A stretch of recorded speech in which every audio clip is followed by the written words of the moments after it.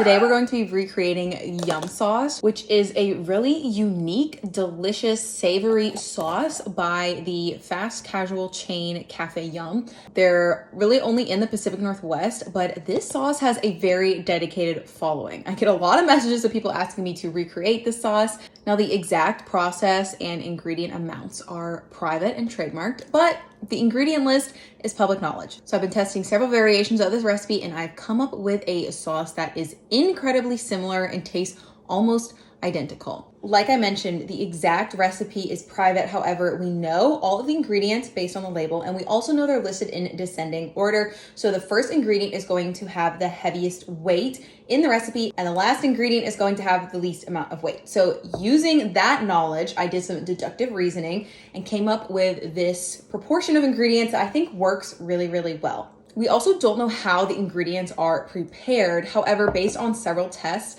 I think that the nutritional yeast in this recipe is toasted because the sauce has a darker color and a stronger umami flavor than when I made the recipe with untoasted nutritional yeast. So our first step is going to be adding this to a pan and toasting it over medium heat, stirring constantly for about 5 to 7 minutes. You'll notice that the nutritional yeast gets a lot darker in color, more orangey, and it might start to smoke a little bit. Once it reaches this color, take it off the heat immediately and transfer it to a plate so it doesn't overcook. You're going to need a bullet blender or a high-speed blender to make your sauce, and we're starting out with the same 5 ingredients by descending weight. So that's canola oil, water, almonds. I'm using slivered almonds because they're easier to blend, our toasted and cooled nutritional yeast, and garbanzo beans. Now here's where things get a little more tricky. The next 3 ingredients are soy lecithin, lemon juice, and ascorbic acid. I'm gonna assume that you don't have 2 out of those 3 ingredients because I don't either, but there is a workaround. So soy lecithin is just an emulsifier. It's going to make the sauce a little thicker and smoother, so we can just skip that.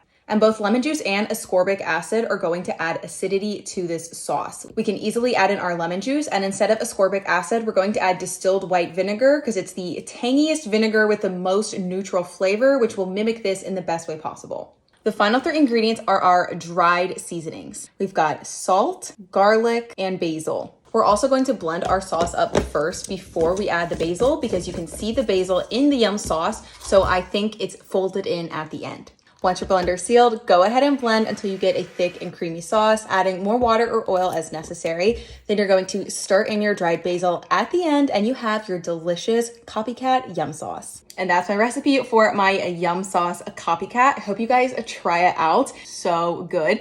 It's typically served in grain bowls or in like wraps. You can also use it as a marinade, especially with grilled veggies. It's really good, so I hope you try it out.